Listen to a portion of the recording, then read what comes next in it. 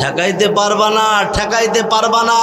অনেক চেষ্টা করেছো, 2041 সাল পর্যন্ত থাকবা। সংসার আছে, দেশ আছে, সব আছে, কিন্তু তুমি থাকতে পারো না। হে যুবক, রসুলকে কিভাবে ভালোবাসতে হয় দেখবা, একটু দেখবা। আল্লাহু আকবার। তুমি কিভাবে, তোমার কি একটু লজ্জা লাগে না? আমি আশ্চর্য বেড়ে যাই ভাই, আমিও আপনাদের অঞ্চলের সন্তান ভাই। আমি দেখি মসজিদগুলোতে অনেক মুরব্বী আছে, রাগ করবেন না, আমাকে মাফ করবেন, মুরব্বী যারা আছে আমাকে মাফ করবেন। 5 ওয়াক্ত নামাজ পড়তেছে মসজিদে জামাতের সহিত, নামাজ পড়ে এসে আবার টিভির দোকানে বসে থাকে, এমন মুরব্বী আছে? আপনাদের অঞ্চলে তো নাই।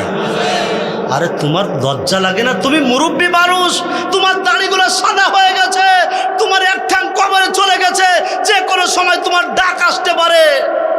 হে যুবক, এই যে 2-3 দিন আগের ঘটনা, মাওলানা বাচ্চু আনসারি মাহফিল করতেছে, উনি ওয়াদা নিলেন, হে যুবক ভাই, হে মুরব্বী, আমরা সবাই একসাথে মুনাজাত করে বাসায় যাবেন। কে কে একটু হাত উঁচা করেন তো। সবাই হাত উঁচা করে ধরেছে। কিছুক্ষণ পর আলোচনা চলতেছে। 5 মিনিট পর যে মুরব্বী বলল, হুজুর আমি একসাথে মুনাজাত করে বাসায় যাব। 5 মিনিট পর ওই মুরব্বী ওই জায়গায় আলোচনা শুনতে শুনতে দুনিয়া থেকে বিদায় নিয়ে চলে গেছে। এ 2 দিনের আগের ঘটনা। এই যে গত পরশুদিন আমি গাইবান্ধায় মাহফিল করলাম, গোবিন্দগঞ্জ। মাওলানা ফরিদুল ইসলাম ভাই, আমাদের যুবক ভাই, যুবকের আইডল, যিনি ওয়াজ মাহফিল করতেছিল, হঠাৎ আলোচনা করতে করতে তিনি এইভাবে স্টেজের উপরে লুটিয়ে পড়লেন। হাসপাতালে নেওয়া হলো, তিনিও দুনিয়া থেকে বিদায় নিয়ে চলে গেছে। হো যুবক ভাই, আর কখন ফিরবা বলো না, আর কখন ফিরবা? মাওলানা ফরিদুল ভাই, তার বয়স মাত্র 35 বছর, যে মুরব্বী দুনিয়া থেকে বিদায় নিয়ে চলে গেল, তার বয়স হয়তো 50 বছর হবে। তাহলে কিসের অহংকার, তুমি কিসের বাহাদুরি করতেছো? তুমি কি মনে করতেছো আমার অর্থ সম্পদ আছে, আমার আল্লাহ তাআলা হজ করার তৌফিক দিয়েছে, আমি হজ করেছি আমি জান্নাতে যাব? তুমি কি মনে করতেছো আল্লাহ তাআলা আমার নামাজ পড়ার তৌফিক দিয়েছে, আমি 5 ওয়াক্ত নামাজ পড়ে আমি জান্নাতে যাব?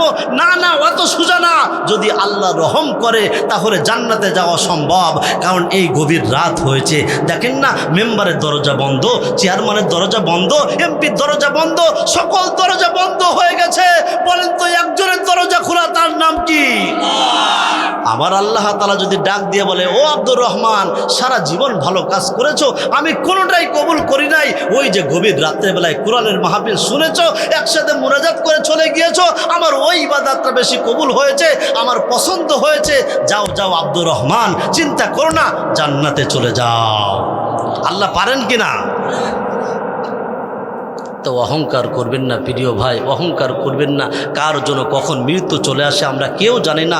প্রিয় ভাই, যেহেতু ঠান্ডা পড়ছে অনেক, আলোচনা শেষ করে দেয়, আলোচনা শেষ করে দিই ইনশাল্লাহ। আমি বলেছিলাম একটু আগে তোলার জন্য, ভাই মোনাজাত করে দিই ইনশাল্লাহ। তাহলে একটু ফিনিশিং দিয়ে দিই, মাত্র 10 মিনিটে ইনশাল্লাহ শেষ করার চেষ্টা করব। খুব মনোযোগ আছে আপনাদের? এই যুবক দেখো না, রসুলকে কিভাবে ভালোবাসতে হয়, রসুলকে কিভাবে অনুসরণ করতে হয়, কিভাবে রসুলকে অনুকরণ করতে হয়, একটু দেখো না। একটা হাদিস শোনাই। عن أنس رضي الله تعالى عنهما قال قال رسول الله صلى الله عليه وسلم لا يؤمن أحدكم حتى أكون أحب إليه من والده وولده والناس أجمعين। এই যুবক ভাই, কোথায় যাচ্ছাও? কোথায়? না উঠলেও হবে না, এখন শেষ প্রান্তে তো উঠলে হবে না ইনশাল্লাহ। যে উঠবে তার ধরে বসায় দিবেন। হাদিসটা শুনেন খুব মনোযোগ সহকারে। আমার রাসূল সাল্লাল্লাহু আলাইহি ওয়াসাল্লাম সাহাবীদেরকে ডাক দিয়ে বলছে, সাহাবীরা রে, যতক্ষণ পর্যন্ত তোমার পিতা, তোমার মাতা, তোমার ভাই, তোমার বোন, এমনকি ওয়ান্নাসি আজমাইন, দুনিয়ার সমস্ত মানুষ থেকে আমার রসুলকে ভালোবাসতে না পারবে, ততক্ষণ পর্যন্ত তোমরা পরিপূর্ণ ঈমানদার হইতে পারবে না। হযরত ওমর হাদিসটা শুনলেন। কিছুদিন পর আমার রসুল একদিন রাস্তা দিয়ে হাঁটতেছেন, আমার রসুলের হাত এইভাবে আমার রসুলের হাতটা ওমরের হাতের সাথে লাগানো। আমার রসুল যখন এই হাদিসটা বললেন, আবার ওমর ডাক দিয়ে বলছেন, নবীজি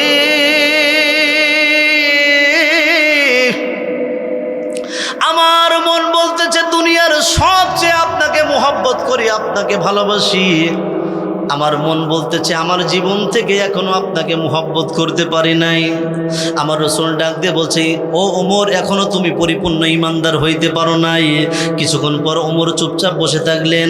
অনেকক্ষণ বসার পর ডাক দিয়ে বলছেন, নবীজি এখন আমার মন বলে আমি দুনিয়ার সবচেয়ে, এমনকি আমার জীবন থেকে আপনাকে মোহাব্বত করতে পেরেছি। আমার রসুল ডাক দিয়ে বলছে, ওমর তুমি এখন পরিপূর্ণ ইমানদার হয়ে গেছো।